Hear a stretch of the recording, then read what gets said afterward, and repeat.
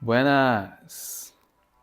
Frio de inverno no Rio de Janeiro e para gravar esse vídeo nesse frio, buscando um casaco não havia nada, senão esse único blazer que estava restando no fundo do armário e eu achei que não seria uma má ideia.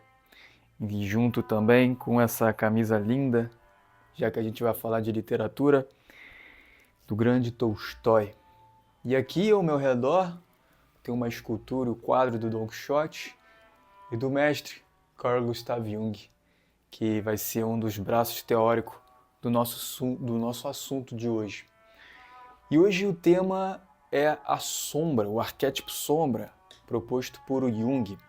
E as perguntas que eu começo a fazer é: você reconhece os demônios que habitam em você? Você reconhece a dimensão da tua sombra? Você reconhece as armadilhas que existem dentro de você? Você reconhece e consegue aceitar as partes que você menos tem apreço, que você mais tem dificuldade de aceitar, porque elas estão longe de ser algo positivo? Pois bem, tudo isso está dentro desse arquétipo, dessa dimensão do ser humano que é a sombra. Segundo Jung, a sombra é exatamente aquele lugar onde a gente deposita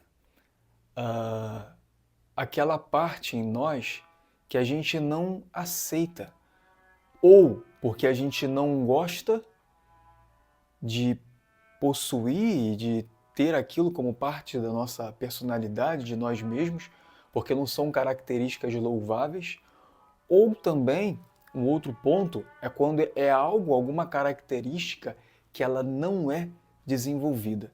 Então, na sombra, em grande parte, fica armazenado o que a gente não aceita em nós, aquilo que a gente tem vergonha e não tem orgulho de admitir, e também aquilo que não é desenvolvido em nós.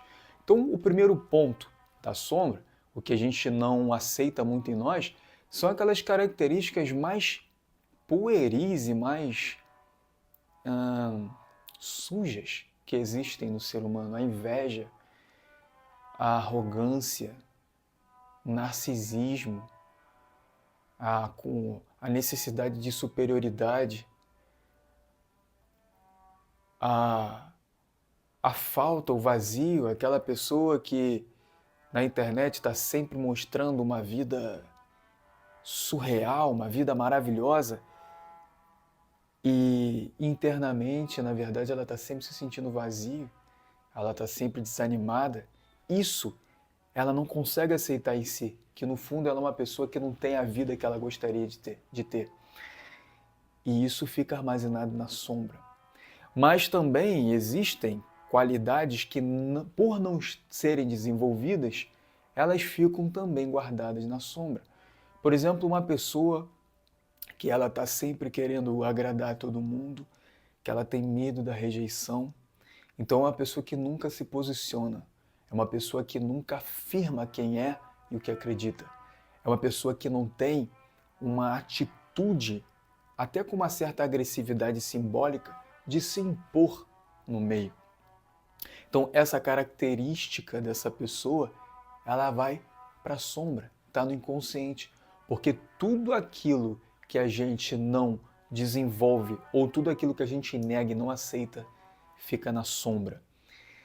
E o perigo disso é que, por mais que seja um processo inconsciente e que a gente ache, e aqui eu estou entrando no aspecto específico daquelas qualidades que a gente não aceita em nós, e a partir de agora estou ignorando essa parte da sombra, que são as qualidades que não são desenvolvidas, porque o trabalho dela é até simples de reconhecer bem o que é aquilo que eu preciso desenvolver, porque está no inconsciente, está na sombra, porque eu não trago para a consciência e não desenvolvo. É preciso mapear, descobrir e achar formas de desenvolver essas habilidades ou qualidades. Mas o foco da gente daqui para frente, a partir de agora, é o aspecto da sombra, exatamente esses aspectos mais grotescos que não condizem com uma imagem idealizada que a gente tem de nós mesmos. E o perigo de não aceitar, porque a gente acha que isso é inconsciente, eu não aceito, então vou guardar debaixo do tapete essa parte minha que ninguém vê e ninguém percebe. O perigo é que isso é uma grande falácia, porque na verdade toda a sombra que não é integrada, ela domina a gente e ela trabalha na vida, no dia a dia, e a gente às vezes nem percebe. E muitos problemas que a gente tem no trabalho, na relação em amizades, na relação com o cônjuge, na relação com os filhos, na relação social e às vezes no nosso próprio desenvolvimento pessoal, muitas vezes muitos problemas que a gente tem é tudo efeito da sombra não integrada, porque a sombra que não é conscientizada, ela domina o sujeito. E tem na literatura, aí trazendo para minha outra grande paixão, além dessa atual, que é a psicologia analítica, uma leitura, um clássico, né, tá lá nas Histórias Extraordinárias do grande autor de contos fantasmagóricos e contos dentro desse quadro de um suspense, que é o Edgar Allan Poe. E esse conto eu li na época na faculdade, em Teoria da Literatura, me marcou muito. É um longo conto aí com cerca de 14 páginas. E ele conta a história basicamente, o conto se chama William Wilson. E ele conta basicamente da história de um personagem, William Wilson, que ele entra para a escola, uma escola de internato, bem novinho, e em dado momento chega um novo aluno nessa escola que também se chama William Wilson, mas não é irmão dele, porque ele não tem um irmão gêmeo. Então ele estranha esse fato. E um outro fato também que é alarmante é porque, segundo a pesquisa do William Wilson, esse novo William Wilson que chega à escola, além do mesmo nome que ele, nasceu no mesmo dia. Ele tem as mesmas qualidades, as mesmas informações biológicas de registros do William Wilson, como se ele fosse um irmão gêmeo, mas que o William Wilson nunca conheceu, porque foi criado sozinho. Com o passar do tempo na escola, esse William Wilson, eu vou chamar de William Wilson I, e o William Wilson II, o que chega depois, William Wilson I ele começa a perceber que ele desenvolve qualidades não muito negativas, ele não é tão bom na escola, ele não é um amigo tão bondoso com os outros. E em compensação, William Wilson II é um cara asseado, é um cara com virtudes, é um bom aluno. E começa a acontecer uma espécie de tormento com William Wilson I, porque ele começa a crescer e ele começa a se desenvolver e perceber que nele habita tudo que é negativo. E no William Wilson II é como se fosse a versão dele positiva. Esse William Wilson, desde pequeno, ele começa a perceber que ele tem uma inclinação para a delinquência. Então ele começa a ter atitudes delinquentes, que são ilegais, amorais, imorais. Então ele se forma, ele vai para o ensino médio, e o que acontece é que o William Wilson I, ele se torna de fato um delinquente, um estelionatário, um pilantra, e ele começa a rodar o mundo e ganhando a vida, dando volta nas pessoas. E aí uma das cenas mais marcantes do conto assim, é quando um dos golpes que ele dava era no jogo de carta, então ele tinha cartas por dentro da roupa, então ele roubava no jogo e ele quase ia tomar uma grande fortuna de um cara que estava competindo com ele, e aí de repente chega um sujeito lá na sala e denuncia, e diz: revistem o terno, a roupa deste William Wilson, porque ele esconde cartas e é um salafrário. E esse cara que faz essa denúncia é o William Wilson II. E aí esse William Wilson I, ele começa a sofrer uma forma de uma perseguição pelo William Wilson II. E aí começa a gente a já conseguir delinear essa imagem, esses lugares do William Wilson I como se fosse, de certa forma, a sombra, e esse William Wilson II como se fosse a consciência ou a luz que consegue filtrar o que é certo e o que é errado, e abaixo dele, abaixo desse William Wilson II, está o William Wilson I, que é esse aspecto sombrio. Aqui daria para a gente associar também esse William Wilson II, que está sempre repreendendo o William Wilson I e acusando, como se fosse o superego do Freud também, que é um conceito do Freud, que o superego são as estruturas hierárquicas, as estruturas sociais, de moralidade, de lei, que faz uma espécie de opressão ao indivíduo, de forma que contenha os instintos do indivíduo, inclusive instintos maléficos, para que ele consiga, inclusive, viver em sociedade. Mas aqui o nosso foco é Jung, então vamos focar aqui em sombra. E o que acontece é que esse William Wilson I, ele começa a viver em fuga. Ele está sempre fugindo do William Wilson II. E a gente poderia já fazer uma interpretação aqui, uma associação aqui, como se, na verdade, a sombra estivesse sempre fugindo da consciência. Ela sempre faz as maldades dela e ela está sempre fugindo da consciência, porque ela não quer ser desmascarada, ela não quer ser conhecida, reconhecida, e nas palavras de Jung, ela não quer ser integrada, ou seja, colocada, aclarada na consciência, tomada a consciência. E aí, a sombra, William Wilson I, ele vive momentos angustiantes de uma perpétua fuga desse William Wilson II, até o último momento que eu reli o conto, e agora acredito muito que é em Roma, naqueles bailes de máscara que acontecem, e o William Wilson I, ele percebe a presença do 2, e aí ele pela primeira vez decide não fugir e faz um enfrentamento. Ele percebe que está sendo perseguido, então ele meio que faz um caminho para um lugar onde não havia ninguém. Ele entra numa sala e lá ele se depara com William Wilson II. E agora a gente tem um grande embate. Estão os dois William Wilson, a consciência e a sombra.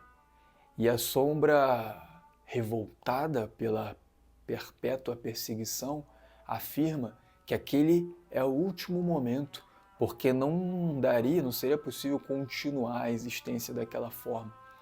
E o William Wilson I, então, convida os dois para um embate de esgrima com a espada, e eles se degladiam, e no final o William Wilson I, ou seja, a sombra, atinge no peito, atravessa no peito o William Wilson II. E a última frase, a última parte do texto que eu vou ler, a sombra, o William Wilson I diz: era o Wilson, mas ele falava não mais num sussurro, o William Wilson II, a consciência, a luz. E eu podia imaginar que era eu próprio que estava falando, lembrando que ele estava com a William Wilson II com a espada atravessada no peito. E eu podia imaginar que era eu próprio que estava falando, e assim dizia: agora o William Wilson II, que foi golpeado pela espada, venceste e eu me rendo. Contudo, de agora por diante, tu também estás morto, morto para o mundo, para o céu e para a esperança. Em mim tu vivias, e na minha morte, vê por esta imagem, que é a tua própria imagem, quão completamente assassinaste a ti mesmo.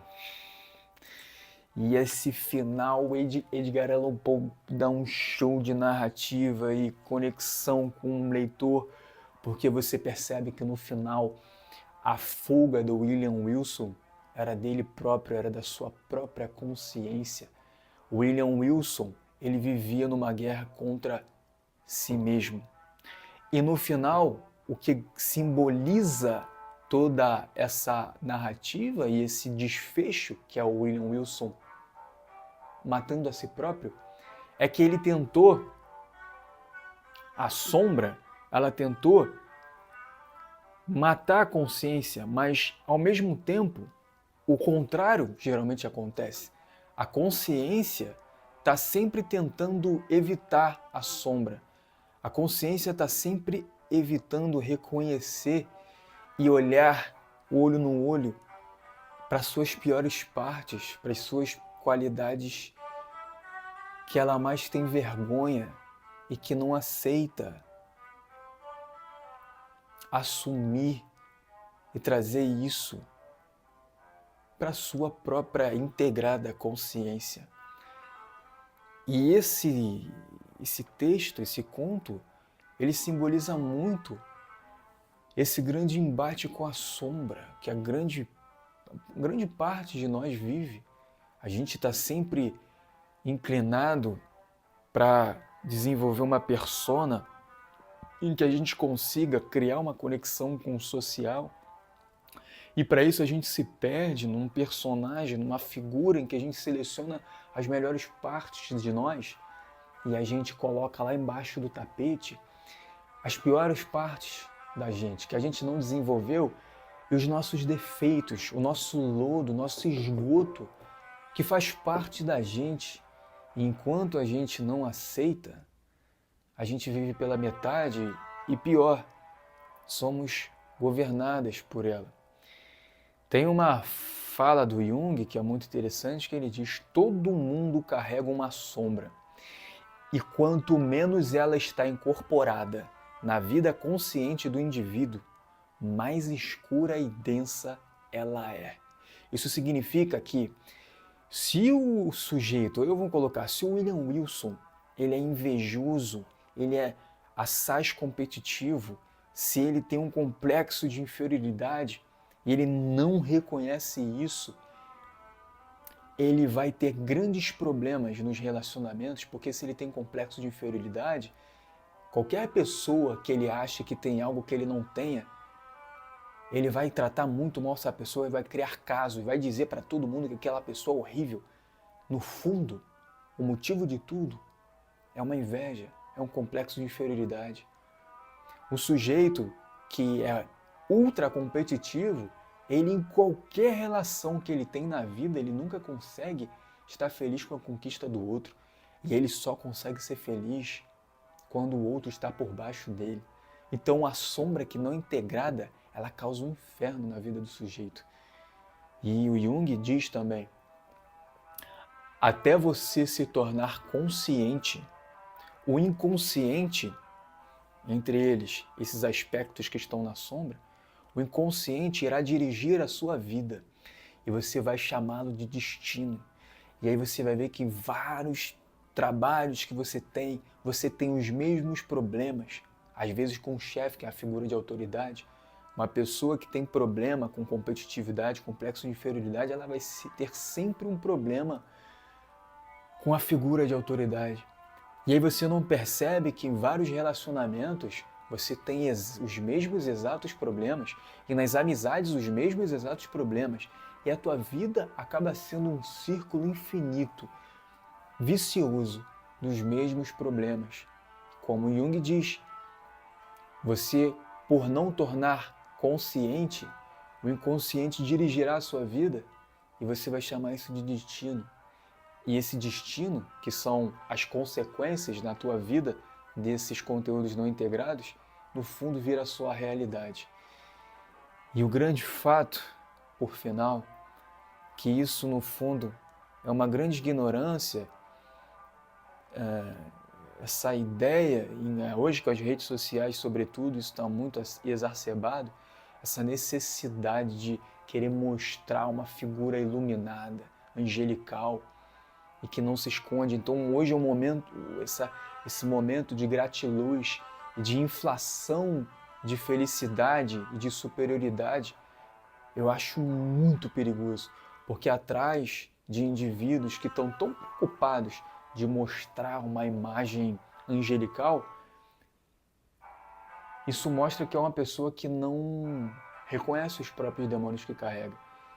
E quanto mais luz, mais sombra. Do lado do divino está o diabólico. Então, quanto mais angelical é uma pessoa, mais suscetível ela está de ser controlada e manipulada pelos seus piores demônios, e que ela nem perceberá, e através dessa figura de luz ela pode cometer e adotar hábitos de controle, manipulação e outras tendências negativas. O ser humano, ele é feito de polaridades como a própria natureza, sol e chuva, dia e noite.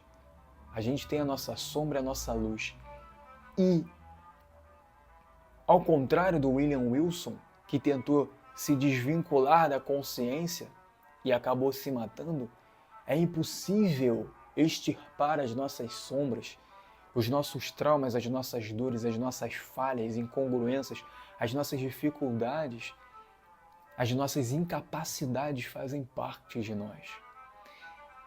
E como o Jung fala, não há luz sem sombra, nem totalidade psíquica isenta de perfeição. A vida não exige que sejamos perfeitos, mas sim completos. E aí existem dois caminhos. O sujeito que tenta de tudo quanto é forma ser perfeito. E quantos gurus a gente conhece na história que ficaram famosos por aparentar uma figura iluminada, boa, João de Deus, por exemplo, e outras figuras que depois foram acusados de crimes até horríveis. E na busca da perfeição, a gente se torna incompleto. A gente fecha os olhos para a sombra, e o exemplo de João de Deus é perfeito, e os demônios imperam nessa pessoa. Mas o sujeito que entende que o que importa não é ser perfeito, mas completo, e a sua completude, engraçado e bonito, que a sua completude ela é formada pela sua própria incompletude. E a sua luz, ela também é equilibrada pela sua própria sombra. Então, o ser completo é aquele que sabe que eu tenho inúmeras capacidades louváveis, mas eu também sou frágil, eu também sou incapaz de algumas coisas.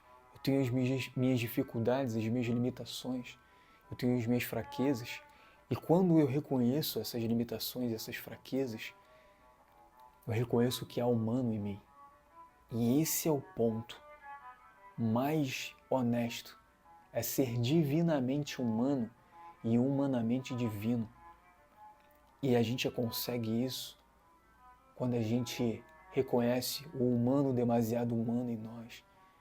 Nietzsche foi outra figura, o Zaratustra, que se afastou desse humano demasiado humano, o Ubermensch, que é o que Nietzsche defende, o homem que alcança uma dimensão além do homem. Esse homem, ele acaba perdendo contato com a própria humanidade e ele entra numa projeção divina em si mesmo, e o buraco e o precipício em que ele caminha é imenso. Não é à toa que o Ubermensch de Nietzsche, quando iluminado desce a montanha e quer pregar para a multidão, as pessoas jogam frutas e vaiam ele. Em parte pela ignorância dessas pessoas, porque ele realmente era um homem sábio, mas em parte também pela grande arrogância dele, de achar que é o iluminado e o sabichão e simplesmente querer chegar em público e falar: ouçam-me, que eu tenho uma verdade para vocês. Não existe guia, o maior mestre é o mestre interior, e o melhor guia, se é que ele existe, não é aquele que diga siga-me, mas é aquele que auxilia o discípulo a conseguir seguir o próprio coração. O maior mestre é aquele que um dia espera que o discípulo corte laços com ele e trace o próprio caminho. Então, Essa reflexão aqui é exatamente sobre o arquétipo sombra do Jung, chamando a atenção para o perigo que é a gente não reconhecer a humanidade que existe em nós, a incompletude, o vazio, a falta, as nossas fraquezas que nos constituem e fazem parte de quem a gente é e da nossa humanidade. E a partir da educação das nossas tendências negativas, ou o que seja, a gente vai chegando perto não de uma perfeição, mas de uma completude. Caso contrário, a gente cai no risco de William Wilson, de querer separar uma coisa da outra, de viver numa angústia, numa extrema e eterna fuga de si próprio, e no final de querer matar uma parte de nós, matar o nosso completo ser, porque não existe sombra sem luz. E então o chamado é: não tenha medo das suas sombras, reconheça a tua humanidade. E isso te protege de grandes inflações de ego, que muitas, como já foi dito, em muitos âmbitos da espiritualidade, acontece esse fenômeno. E eu, que já peregrinei por muitas religiões, foi o que eu mais vi. E por último, é como Jung também diz, que uma árvore, quanto mais alta ela queira crescer, mais profundas as suas raízes precisam ir. E ele diz também que para alcançar o paraíso é preciso ultrapassar o inferno, que foi a grande tese também da Divina Comédia do Dante Alighieri, em que Dante começa pelo inferno, passa pelo purgatório, até chegar no paraíso. Então, faz parte do nosso trabalho essa asepsia, essa purificação da alma, da sombra, do repugnante em nós. E é só a partir do momento que a gente enfrenta os nossos próprios demônios é que eles nos deixam em paz. Porque, para finalizar, repetindo como disse Jung, até você se tornar consciente, o inconsciente irá dirigir sua vida e você vai chamá-lo de destino. Ficamos por aqui, é isso, e boa jornada.